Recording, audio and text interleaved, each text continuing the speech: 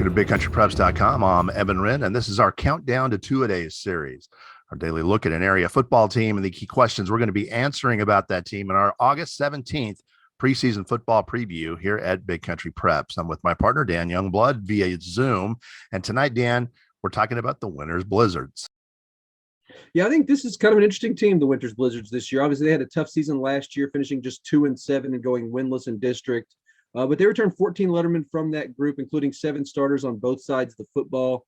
And they've been in Coach Matt McCarty's system long enough to kind of know what he expects from them on both sides of the football and to kind of have a pretty good idea of what they're trying to do. So I think this could be an interesting team. They're in an extremely difficult district when you talk about, particularly at the top, where you've got Hawley, you've got Cisco, you've got an improved Stanford team. But at the bottom of that district is going to be a wild race for that fourth playoff spot. And I think this Winters team, with what they have back, could be a dark horse team to kind of maybe secure that. Yeah, I think they're definitely a playoff contender. They do have one weakness. Now, they do have got a lot of skilled people back with some experience, which is going to be a strength. One possible weakness, they're not very big. And this might be the smallest team that Coach McCarty's had during his tenure at Winters. But with the style of offense that they run, more of a spread type offense, you don't have to be huge in order to execute this offense. It's not one of those things where they're lining up every play and trying to knock people over. It's not necessarily a big weakness. Yeah, and one thing that's kind of interesting is they've had some small lines before. They had the last few lines they've had were pretty large. They've had some small ones before that, but back then it was in a flexbone system, which is a little different than what they're doing now. Obviously, running some of the more kind of that spread, run-based spread attack, but that's another one where you don't necessarily need big maulers to move guys. You're kind of, like you said, making those blocks and quick blocks and getting your guys into space. So it'll be interesting to see because they do have some really interesting skill guys, and they got some guys that I think have an opportunity to do some pretty special things. It's going to be a fast team. The big thing will be is can they avoid kind of getting pushed around by some of the more physical teams in their district? Yeah, well, when you're not very big, that weakness will show itself more on the defensive end when people just try to line up and pound you all night. So that's going to be a big key. Can they stop people from running the football down their throat? That'll be probably one of the biggest keys to their success this season. Yeah, I agree. And I think the interesting thing is kind of what we talked about. It's going to be a mad race for that last playoff spot in this district. We've got a bunch of teams kind of in the same situation. You've got a Colorado City team that's still, building with a new coach. You've got Olney, which is kind of struggled over the years.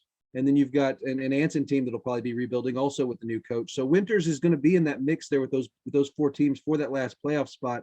It's just going to be a matter of kind of which of those 4 teams is kind of able to come together most quickly. One advantage that Winters has is kind of what I mentioned earlier is they have a coach they've had for several years now. They've been in a system. They've kind of had a chance opportunity last year to get kind of used to that spread they're running now.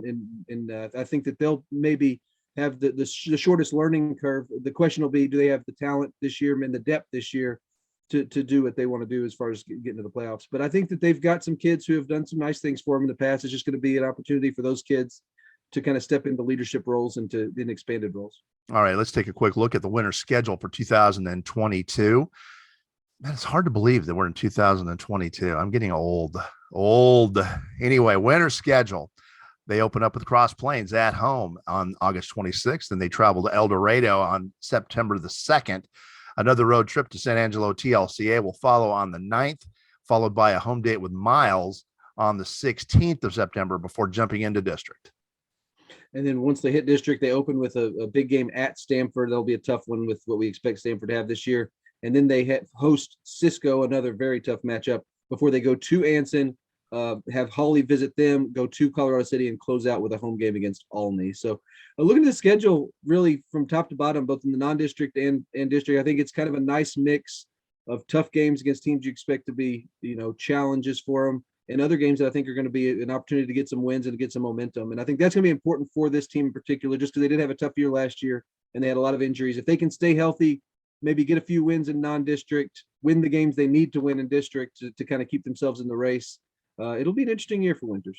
Game of the year, in my opinion, for Winters, one that they really need to win, will be their 3rd district game at Anson. They're going to have Stanford on the road and Cisco at home to open. And in my opinion, they will be underdogs in both of those ball games. But that road date at Anson on October the 7th is going to be an important one. If they can win that ball game, Then they'll have 2 shots down the stretch, Sea City and Olney, to snag that playoff spot, that number 4 playoff spot. If you want to throw in another game that might, lend itself to winners surprising everybody and being one of the surprise teams in the area, if they knock off Stanford in that opener on the road, that opens up a whole range of possibilities, a higher playoff seed even. But I still like that Anson game as the most important on their slate. And that's the one that jumped out to me as well. I think Stanford's going to be tough, even though Stanford's still young.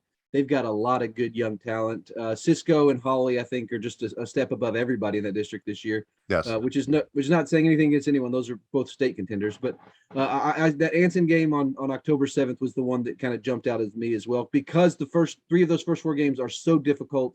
I think you're going to have to get that win under your belt, and then you finish up with a couple of winnable games against Colorado City and Olney. But if you can bank that Anson win, you're feeling a little bit better going to those last. I think the big challenge they're going to have is just as tough and as front loaded as their district schedule is. That you got to stay healthy. That's going to be a big challenge for them, because they've had some injury issues last year. You got to stay healthy through those games so that you can really, be at your best for those last 2 games. If they win that Anson game, they have some margin for error and still snag that number 4 playoff spot. If they lost to, say, Sea City or Olney, if it gets into a tiebreaker situation, but if they lose at Anson, they have absolutely no margin for error and still may not get in. Yeah, So it gets real tough at that point, but an interesting schedule, and I think an interesting team. This winter squad, I think, could be, like I said, a dark horse. They're probably not the team that people are necessarily picking to make the playoffs out of that league, but I think that with what they have coming back this year, I think you'll see an improved product. I think they'll be better than the 2-17 we saw last year, but we'll just have to see. all right, with that, we're going to wrap up tonight's edition of the Countdown to Two-A-Days series, the Winners Blizzards. But before we do that, we want to remind you that we've got 3 separate subscription packages here at bigcountrypreps.com. We've got a monthly for $5 a month. We've got a semi-annual 6-month subscription where we knock that price down to $4 a month. And then we've got an annual 12-month subscription where we knock that price down to $3 a month, $36 for a full year of Big Country High School athletic coverage.